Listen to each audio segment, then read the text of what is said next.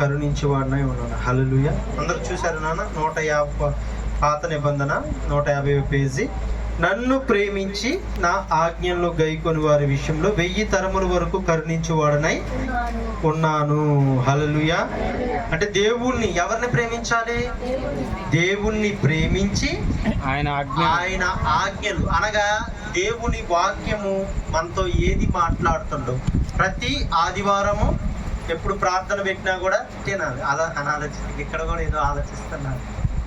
ఇటే అందరూ కూడా ఆలోచన మొత్తం కూడా ఇటే రావాలి. దేవుని వాక్యం దేవుడు మాట్లాడేటప్పుడు మనం ఆ మాటను మనం ఏకీభవించకపోయినా ఆ మాట మనం ఆలకించకపోతే దేవుడు కూడా మనం చేసే ప్రార్థన ఇది ఒక్కటి మాట ఇప్పుడు కూడా మనం గుర్తుపెట్టుకోవాలి. వాక్యం చెప్పేట అమ్మో వాక్యం చాలా శ్రద్ధగా నాది, ఒక్క మాటనైనా నేను పట్టుకొని ఇంటికి వెళ్ళాలి, ఆ మాట ప్రకారం నేను జీవించాలి. అదేగా దేవుడు ఏం చెప్తుండో మొట్టమొదటిసారిగా దేవుణ్ణి ఏం చేయాలంట? ప్రేమించాలి. అర్థమవుతుందండి? దేవుణ్ణి ప్రేమించి ఆయన ఆజ్ఞలు అంటే ఆయన ఏ మాట అయితే చెబుతుండో మనతో దేవుడు ఏది మాట్లాడుతుండో ఆ మాట ప్రకారం మనం జీవించినట్లయితేనంట ఎన్ని హరికంట అంటే ఇప్పుడు మనం ఒక విషయం మనం అర్థం చేసుకోవాలి. మనం భక్తి జీవితం అంటే మనము భక్తి కలిగి జీవిస్తే, దేవుని యందు భయము భక్తి కలిగి జీవిస్తే ఎవరి జీవితాలు బాగుంటాయంట? మన బిడ్డల జీవితాలు బాగుంటాయి.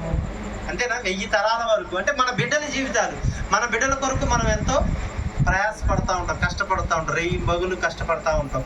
వాళ్ళకి కొరకు ఆస్తి సంపాదించవచ్చు. ఏది సంపాదించాలంటే ముఖ్యంగా భక్తిని సంపాదించాలి. హల్లెలూయా. మనం చేసే భక్తి వారికి దీవెనకరంగా ఉంటుంది. అర్థమవుతుందండి? ఇది బాగా మనం గుర్తుపెట్టుకోవాల్సింది ఏంటంటే మన బిడ్డల కొరకు మంచి పోషణ, మంచి ఆహారం, మంచి చదువు అన్ని రకాలుగా మంచిగా ముందుకు పోవాలని అనుకుంటాం. రైటే, ఆశటంలో తప్పు లేదు. ముఖ్యం ఏంటంటే మనం చేసే భక్తి వల్ల వారి జీవితాలు మార్చడం. అర్థమవుతుందండి? పేతురు గారు అర్థమైందండి? ఏంటి ఏంటి ఏం మాట్లాడుతుంది దేవుడు? మనం చేసే భక్తి వల్ల ఏమైందట? మన బిడ్డలు. ఇప్పుడు ప్రతి ఒక్కరు కూడా ఏదైనా కొద్దిగా ఇబ్బందికరంగా ఉన్నప్పుడు, లేకపోతే కొద్దిగా మన ఆర్థిక ఇబ్బందిగా ఉన్నప్పుడు మన బిడ్డల గురించి ఆలోచిస్తూ ఉంటారు చాలా మంది. అయ్యో నా బిడ్డల భవిష్యత్తు ఏంటి, నా బిడ్డల పరిస్థితులు ఏంటి అనే ఆలోచన ప్రతి ఒక్కరిలో కూడా ఉంటుంది. ఒకవేళ ధనం ఉన్న వాళ్ళకి కూడా ఉంటుంది. వీళ్ళని ఏం చదివించాలి, వీళ్ళని ఏ రకంగా తీసుకుపోవాలి, ఎలా పెంచాలి, ఎలా పోషించాలి, వాళ్ళకి ఏది ఇవ్వాలి అన్ని కూడా ప్రతి ఒక్క తల్లిదండ్రులు కూడా ఆలోచన కలిగి ఉంటారు. ఆలోచించడం తప్పేం లేదులే, కానీ ముఖ్యంగా ఏంటంటే మనం భక్తి చేయటం వల్ల వారి జీవితాలు మార్చబడతాయి. గుర్తుపెట్టుకోవాలి. అర్థమవుతుందండి? ఒకవేళ మనం కష్టపడి సంపాదించవచ్చు, సంపాదించకపోవచ్చు, వాళ్ళకి అన్ని ఈవులు ఇవ్వచ్చు, ఇవ్వకపోవచ్చు. ముఖ్యంగా నువ్వు భక్తి చేయటం వల్ల, ఇదే 10 సార్లు నేను చెప్పేది ఏంటంటే నువ్వు భక్తి చేయటం వల్ల ఖచ్చితంగా మన బిడ్డల జీవితాలు మార్చబడతాయి. హల్లెలూయా.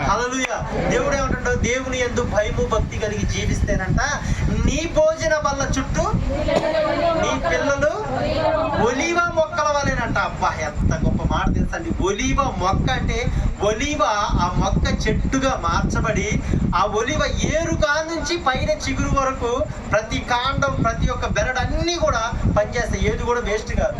అంటే చూడండి, ఒలివ ఎంతో గొప్ప వృక్షంలో ఒకటి అనమాట. హల్లెలూయా. అంటే గొప్ప చెట్టు అనమాట. దాన్ని ప్రతిది కూడా పనిచేస్తుంది. అంటే మన బిడ్డల జీవితాలు కూడా అనేకులకి వాళ్ళు ఆశీర్వదించబడటం కాదు, అనేకులకి ఆశీర్వాదకరంగా మార్చబడాలి. ఆశ ఉందకండి అందరికి. మన బిడ్డల జీవితాలు అనేకులకి నా బిడ్డలు ఆశీర్వదించండి, ఓకే, ఆశీర్వదించడమే కాదు అనేకులకి ఆశీర్వాదకరంగా దీవెనకరంగా మార్చబడాలంటే మొట్టమొదటిసారి ఏం చేయాలి? మనము భక్తి చేయాలి, ఆయన ప్రేమించాలి. ఇది గుర్తుపెట్టుకోవాలి తల్లిదండ్రులుగా. ఇప్పుడు బబ్బులు గాని నుంచోబెట్టి గంట సేపు నేను అడిగి వాక్యం చెప్తాడు కానీ అర్థమైందా? ఏం అర్థం కాదు. అయ్యే అర్థం చేసుకోలేని వయసు కదండి. ఇప్పుడు ఏం చేయాలి? ఇప్పుడు మనం వినాలి, అంతే కదండి. అదేగా తల్లిదండ్రులు నీవు భక్తి చేసి ఆయన దేవుడు ఏ మాట చెప్తే ఆ మాట ప్రకారం జీవించినట్లయితే నీ 1000 తరముల వరకు వారంట ఏమైతారట? కరుణించువాడునై ఉన్నాడు, దీవించువాడునై ఉన్నాడు. హల్లెలూయా. దేవునికి స్తోత్రం చెప్పడం ఒకసారి. దేవునికి స్తోత్రం. అంటే ఇప్పుడు మనం చేయాల్సిన పని ఏంటి? ఆయన ప్రేమించాలి, ఆయన మాట ఎప్పుడు మనం దేవుడి వాక్యం. ఇప్పుడు ఆరాధనలో కూడా సహోదరి ప్రశాంతి చెప్పిందిగా, ఆయన మాట ప్రకారం అంటే ఏం చేయాలంట? జీవించాలి. మనం ఎంతవరకు మనం ఎన్నో మాటలు వింటున్నాం, టీవీలలో వింటున్నాం, సెల్లులలో వింటున్నాం, ప్రతి ఆదివారం వింటున్నాం. ఎంతవరకు మనం ఆయన మాట వినేవారుగా ఉన్నాం, లేకపోతే అక్కడ వదిలిపెట్టి వెళ్ళేవారుగా ఉన్నాం? ఒకసారి ఆలోచిద్దాం. నీవు ఎంతో ఆ బిడ్డ కొరకు కష్టపడుతున్నావు. ముఖ్యంగా నీ జీవితం అంటే నీ బిడ్డ జీవితం, నీ కుటుంబ పరిస్థితులు మార్చబడాలంటే నువ్వు భక్తి విషయంలో చాలా జాగ్రత్త కలిగారై ఉండాలంట. ఒక తల్లి ఉంది. ఒక తల్లికి అంట 12 మంది బిడ్డలు అంట. ఎంతమంది? 12 మంది బిడ్డలు అంట. ప్రతిరోజు కూడా నైట్ పండుకునే ముందులంట ఒక్కొక్క బిడ్డ దగ్గరికి వెళ్ళి చేయి పెట్టి చక్కగా ప్రార్థన చేస్తుందంట. ఎంత? పావు గంట అవ్వచ్చు, అర్ధ గంట అవ్వచ్చు. అర్థమవుతుందండి? ఎంతమంది బిడ్డలు వాళ్ళకి? ఆమె 12 మంది. ఒక్కొక్క బిడ్డకి పావు గంట ప్రార్థన చేస్తే ఎంత అయిందంటే, పావు గంట 12 మందికి ఎంత అయిందండి బెదిరి గారు? కనీసం 3 గంటలు అయింది కానీ 2 గంటలు. అంటే చూడండి, ప్రతిరోజు కూడా అదే పని. పండుకున్న తర్వాత, ఎందుకంటే పిల్లలు కుదురుకుంటలేరు కండి. పండుకున్న తర్వాత ప్రతి ఒక్కరి చేతుల్లో నెత్తి మీద చేతులు పెట్టి ప్రతిరోజు కూడా ప్రార్థన చేసేదంట. హల్లెలూయా. 3 గంటలు మ్యాక్సిమం. అది అర్ధ గంట అయితే 6 గంటలు. అంటే నైట్ మొత్తం కూడా ఆ తల్లి ప్రార్థన చేసేది. అయితే అలా ప్రార్థన చేస్తూ ఒకటే ఏమి, ప్రతి బిడ్డ దగ్గరికి వెళ్ళి, అయ్యా ఈ బిడ్డను నువ్వు ఇచ్చింది, గర్భఫలము నువ్విస్తేనే నా కడుపులో ఈ బిడ్డ వచ్చి అంటే ఆ భూమి మీదకి వచ్చాడు. అయ్యా నీవివ్వబట్టే నాయన తండ్రి.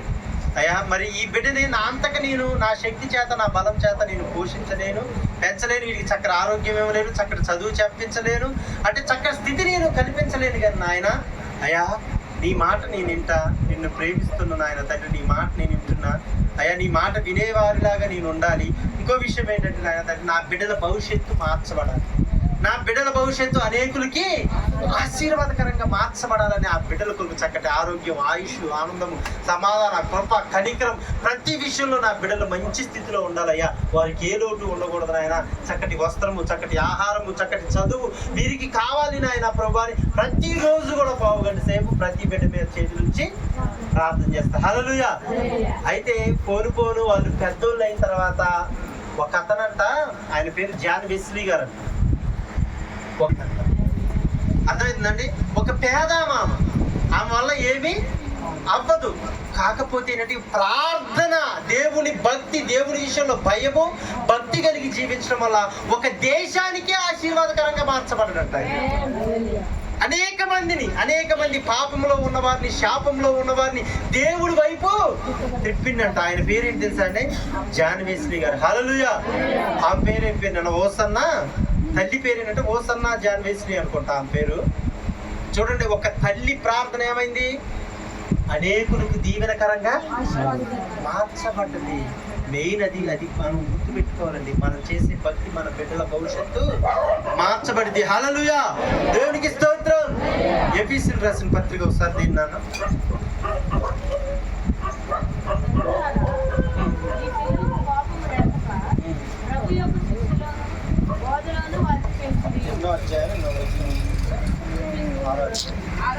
ఆరో అధ్యాయము 4వ వచనం. తండ్రులారా, మీ పిల్లలకు కోపము రేపక ప్రభు యొక్క శిక్షలోను బోధలోను వారిని పెంచుడి. హల్లెలూయా. ఇంకో విషయం ఏంటంటేనండి, ఖచ్చితంగా మనము ప్రార్థన చేయటం మాత్రమే కాదులే కానీ మనం ఏం చేయాలంట? మీ పిల్లలకు కోపము రేపకుండా ఏం చేయాలంట? ప్రభు యొక్క శిక్షలోను బోధలోను వారిని పెంచాలంట. పిల్లల్ని ఏం చేయాలంట? కోపం ఏమాత్రం కూడా రేపకూడదు. ఇంకో కాడ ఉంటుంది, నీ పిల్లలను అంట నిష్ఠూర పెట్టొద్దని అంటాడు. అర్థమవుతుందండి? నిష్ఠూర పెట్టడం అంటే ఏంటి చెప్పండి? ఏంటన్నా? పిల్లల్ని నిష్ఠూర పెట్టకూడదంట. మన పిల్లల్ని దేవుడు చెప్తున్నమాట. నిష్ఠూర పెట్టడం అంటే ఏంటి తెలుసా అండి? సింపుల్గా చెప్పాలంటే అంతే కదండి. ఈజీ చేయడం అంటే ఏంటంటే, కొంతమంది అంటారు, నువ్వు వాడు చూడు చక్కగా చదువుకుంటున్నావు, నీకు అసలు మార్కులే రావట్లేదు, నువ్వేంటి అని ఏం చేస్తా ఉంటారు? వాడు చూడు చక్కగా తల్లికి సాయం చేస్తుండ్రు. మన పిల్ల ఉంది, మన పిల్లగాడు ఉండు. ఏంటంటే ఇవన్నీ పిల్లగాళ్ళకి ఏడ కోపం అవుతుంది? అక్కడే కోపం. హల్లెలూయా. పిల్లల్ని కోపము రేపకంట, నిష్ఠూరం పెట్టకుండా అంట ఏం చేయాలంట? ప్రభు యొక్క బోధలో పెంచాలండి. అర్థమవుతుందండి? ప్రభు యొక్క బోధన పెంచాలి. ఇంకో విషయం నేను చెప్తాను. లూకాసు వార్తలో మాట ఉంటుంది, యోహాను గారు పుట్టినప్పుడంట అనేకులు సంతోషించారంట ఆయన పుట్టినందుకు. ఇప్పుడు ఏ బిడ్డ అయినా ఒక తల్లి కడుపును పుడితే సంతోషిస్తారా, సంతోషించరా? సంతోషంగా ఉంటుంది కానీ ఇప్పుడు ఆ తల్లి కూడా సంతోషించింది రైటే. ప్రతి ఒక్కరు కూడా పుట్టినప్పుడు సంతోషంగా ఉంటుంది. అసలైన సంతోషం ఎప్పుడు వస్తుంది? అసలైన సంతోషం పెద్దయి అనేకులకి ఆశీర్వాదకరంగా ప్రయోజకుడిగా ఉన్నప్పుడు ఆ తల్లిదండ్రికి ఏంటంట? నిజమైన సంతోషం. హల్లెలూయా. కానీ చాలా మంది తల్లిదండ్రులు అంటే కొంతమంది ప్రాంతాలలో చూస్తా అంటే, వీడు నా కడుపున ఎందుకు పుట్టిందిరా, ఇన్ని నేను కనకపోయినా బాగానే ఉందని అనుకుంటున్నాను. చాలా మంది నిజమేనండి. చాలా మంది నేను తల్లి నోటు కూడా నేను విన్నా మాట. అర్థమైందండి? పుట్టినప్పుడు సంతోషమే, తిరిగి పెద్ద అయిన తర్వాత అంట కొంతమంది మంచి స్థితిలో ఉండొచ్చు, కానీ మనకు మంచి అవకాశం ఉంది. ఇప్పుడు పిల్లలను బట్టి, ఇప్పుడు ఈ ఏజ్ పిల్లగాలను బట్టి మంచి అవకాశం ఏంటంటే మనమంట ఖచ్చితంగా ప్రభు యొక్క బోధలో పెంచాలండి, ప్రభు యొక్క శిక్షణలో పెంచాలి. చాలా మంది ఏమంటారంటే ఆ పిల్లగాళ్ళకి ఏం చెప్తాం, ఇప్పుడు చాలా మంది ఆ పిల్లగాళ్ళు భక్తి చేయమంటే ఇప్పుడేం చెబుతాం వాళ్ళకి, పెద్ద ఎదిగిన తర్వాత పెద్దోళ్ళు అయిన తర్వాత జాతరలే అంటాం. పెద్ద అయిన తర్వాత జాతర అండి. ఇప్పుడు ఈ మాట ఇప్పుడు ఈడు అనుకోండి, ఇప్పుడు ఏంటాడు కానీ పెద్ద ఎదిగిన తర్వాత ఏంటా, ఇప్పుడు ప్రార్థన చేసుకోరంటే మోకరిస్తే ప్రార్థన, పెద్దోడైన తర్వాత ఊరికే చెప్పాలా గలవదా, అంతే కదండి. యవనస్తులేంటరా. కానీ చాలా మంది ఏమంటారంటే ఈ పిల్లలు ఇప్పుడేమి భక్తులు పెంచాలి, వాళ్ళకి ఏం తెలిసిలే అంటారు. వాస్తవం పిల్లలకి తెలవదా అండి? తెలవదా? వాళ్ళంట తల్లి గర్భంలో పుట్టిన తర్వాత అంట అప్పటి నుంచి అనేక విషయాలు నేర్చుకోవడం స్టార్ట్ చేస్తారు. అంతేనండి. ఇప్పుడు ఇంత పిల్ల అయిన తర్వాత మాతృభాష అనగా మదర్ టంగ్, మాతృభాష ఏంటంటే ఇప్పుడు మనం తెలుగు మాట్లాడుతున్నాం అనుకోండి, మనం మాట్లాడిన వాళ్ళు కూడా ఏం చేస్తారు? నేర్చుకోవట్లేదా? అనేక విషయాలలో మనల్ని వెంబడించరా వాళ్ళు? మనల్ని ఏం చేస్తా అది చేయడానికి ట్రై చేయరా? ఏదో ఒకటి అంటే ప్రతి ఒక్కడు కూడా నేర్చుకోవటానికి చేస్తూ ఉంటారు. మరి ఇప్పుడు ఉన్న పిల్లగాళ్ళకి ఎందుకు భక్తి రాదండి? కానీ మనం ఏం చేస్తామంటే మనం నిర్లక్ష్యం. ఇప్పుడు ఇది పిల్లగా ప్రార్థన చేసుకోమని కూడా కొంతమంది తల్లిదండ్రులు చెప్పాలి.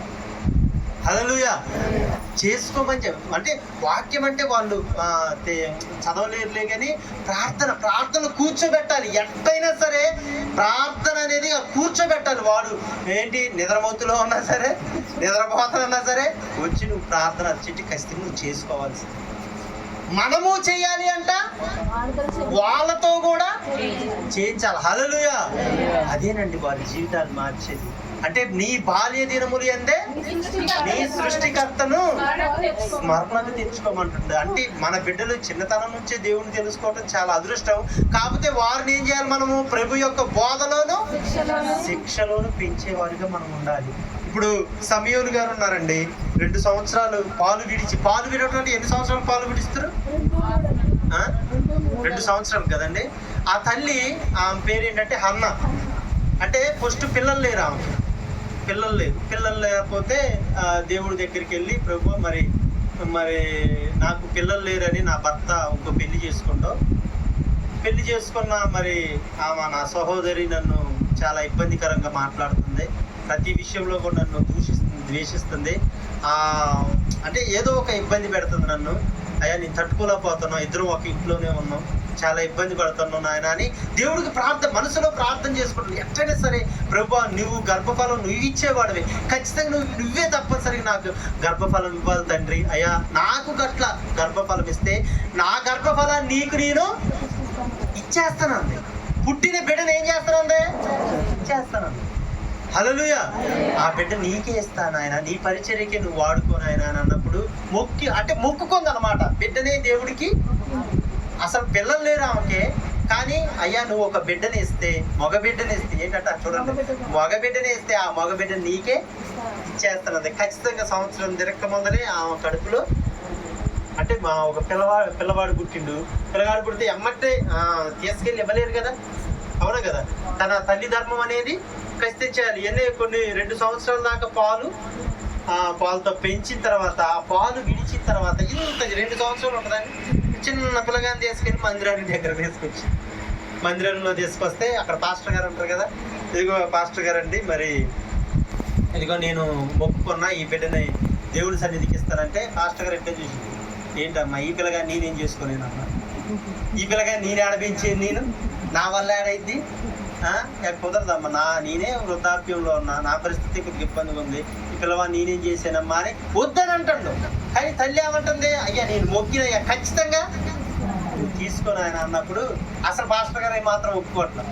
అప్పుడు పిల్లవాడు ఏం చేసిందంటే అసలు అద్భుతం ఏంటంటే ఆ చిన్నటి పిల్లగాడండి చిన్నప్పటి నుంచి పాలతో పాటు పెంచింది, అంటే పాలు ఇచ్చుకుంటా దేవుడి గురించి చెప్పింది అనుకుంటా చిన్నతనం నుంచి 1-2 సంవత్సరాలు అని ఏంటి ఎమ్మటి ఆ మాట వద్దనంగానే ఆ పాస్టర్ గారు ముందరంట సాష్టాంగ నమస్కారం చేసి అర్థమైంది, ఇట్లా సాష్టాంగ నమస్కారం చేసి ఇట్లుంటే ఆ పిల్లవాడు భక్తి చూసి ఆ పాస్టర్ గారికి ఆశ్చర్యం అనిపిస్తుంది.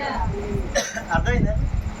ఆ చిట్టి పిల్లగాడు 2 ఏళ్ళ పిల్లగాడు అండి, నిజంగా 2 ఏళ్ళ పిల్లగాడు ఆ పాస్టర్ గారికి ఇచ్చి చక్కగా ఇంకా తల్లి కొన్ని మాటలు చెప్పి నాన్న పాస్టర్ గారికి మాట చెప్తే మాటను చక్కగా నువ్వు మంచిగా ఆయన ఏంగా దేవుడికి తోడుండవు అంటే సరే అమ్మా చిట్టి పిల్లగాడు కదా ఎమ్మటి సరే అని మాట అన్న తర్వాత కొంత తల్లి కదండి లేక పుట్టిన బిడ్డ వదిలేసి వెళ్తాను తల్లికి ఎంతైనా కూడా బాధ ఉంటుంది. కానీ పిల్లవాడి మాత్రం ధైర్యంగా ఉండాలి.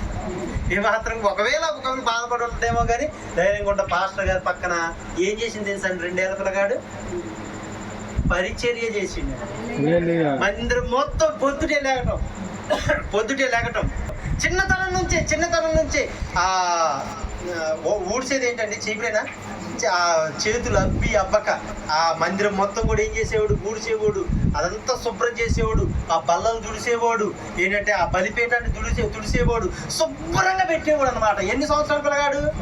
2 సంవత్సరాల నుంచే పెరుగుతూ బాలుడు ఏంటంటే బాలుడు పెద్దల దయందును దేవుని దయందును కూడా ఏమైందంట దినము కూడా వర్ధిల్లిందంట. సమూయేలు గారండి చిన్నతనం నుంచి పరిచర్య చేస్తే పరిచర్య అంటే మామూలు విషయం అండి. ఇంకా దేవుడు ఊరుకుంటాడా? అప్పటిదాకంట దేవుడు తరచుగా ఒకరొకరితో అట్ట మాట్లాడేవాడు అంట. కానీ సమూయేలు బాలుడు 10 సంవత్సరాలు ఉంటుంది అనుకుంటా, 8 సంవత్సరాలు 10 లోపల ఉంటుంది అనుకుంటా, అప్పుడు దేవుడు మాట్లాడిందంట ఆయనతో. అంటే సార్ నాన్న 3 సార్లు సమూయేలు అంటే ఆయనకు అర్థం కాదు, చిన్న పిల్లగాడు కదా. ఏంటి ఒకవేళ మా పాస్టర్ గారు పిలుస్తున్నారని పొద్దాక ఒకసారి వెళ్ళి అడిగినట్టు నేను కాదు నాన్న, రెండోసారి వెళ్ళినట్టు నేను కాదు నాన్న, మూడోసారి అప్పుడు అర్థమైంది దేవుడు అంటే. ఐదుసారి నువ్వు ఆ మాట మాట్లాడితే సమూయేలు అంటే చిత్తము ప్రభువా అను. చూడండి హల్లెలూయా. చిన్నతనం నుంచే తల్లిని విడిచిపెట్టి భక్తిలో పెరిగిందండి. దేవుడు ఏమో నష్టం చేసి నెలకే అసలు లేదంటే కొన్ని లక్షల మందికి న్యాయాధిపతి, రాజు, ప్రవక్త అంటే అనేకులు ఆయన దిక్సూచి అనమాట. ఆయన ఏది చెబితే అది జరిగేది. అంత గొప్ప ప్రవక్తగా మార్చబడ్డాడు. హల్లెలూయా. నిజంగండి చిన్నతనంలో చేసే భక్తి అది ఎంతో గొప్పతనానికి తెచ్చిపోతుంది. చిన్నతనం నిజమేనండి, పెద్ద ఎదిగిన తర్వాత పిల్లలు అనేది మన మాట వినరు. చిన్నతనంలోనే ఏం చేయాలి, మనం మొక్క అయి ఉన్నప్పుడు వంచాలి. బాలుడు నడవవలసిన త్రోవ ఇప్పుడు ఎందుకులే పెద్ద ఎదిగిన తర్వాత నేర్చుకోవటంలే అంటే ఏమండి. ఇప్పుడు బైబిల్లో ఒక లోయను తిమోతి గారి అమ్మమ్మను తల్లి తిమోతి గారు అని బైబిల్లో ఒక ఆయన ఉండో, ఆయన కూడా ఒక పాస్టర్ గారే. ఆయన చిన్నప్పటి నుంచి తన తల్లి అను అమ్మమ్మ, ఎవరండి తల్లి అమ్మమ్మ చిన్నతనం నుంచే భక్తి నేర్పిందంట. ఆ పాస్టర్ గారు ఆ ఊరికి వచ్చిండు, పౌలు గారు వచ్చినప్పుడు ఆ తిమోతిని చూసి ఆశ్చర్యపోయాడు. ఈ చిన్నతనం నుంచే ఈ వయసు నుంచి ఎవరి ప్రయాణం ఏంటి ఇంత భక్తి ఏంటి అంటే ఆ తల్లి అను తన అమ్మమ్మ ఉగ్గు పాలతో సహా భక్తి నేర్పిందండి. హల్లెలూయా, దేవునికి స్తోత్రం.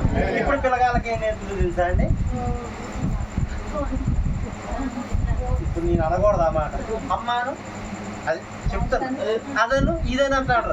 అది గట్ట మాట్లాడితే ఎంత సంతోషిస్తారు. అబ్బా బూతు మాట మాట్లాడితే సంతోషిస్తారండి తల్లిదండ్రులు.